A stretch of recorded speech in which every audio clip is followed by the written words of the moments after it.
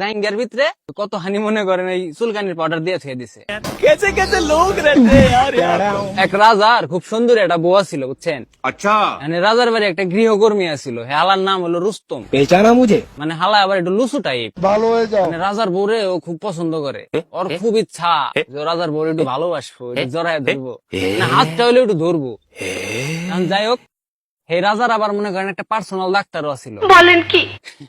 মানে যত গুপ্ত রোগ শোক আছে রাজার, এই পার্সোনাল ডাক্তার হলো মনে করেন ট্রিটমেন্ট দেয়। समझ रहे हो समझ रहे हो এই ডাক্তারের আবার ইচ্ছা হইলো মানে হে রাজদরবারের ভিতরে রাজার আশেপাশে কোন জায়গায় একটু বসবাস করবো, মানে যে থাকতো।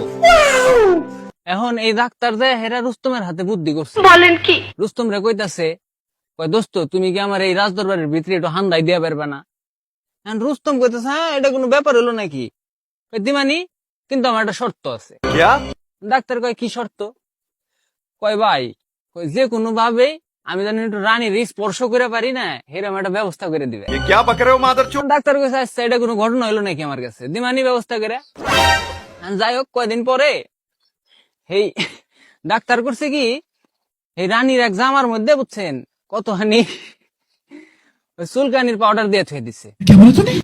এখন রানী এই জামা পিনছে, মানে গায়ে দিছে। গায়ে দেওয়ার পরে তো মনে করেন 100 ভাই একেবারে খাই জানি তো লাগে গেছে গা।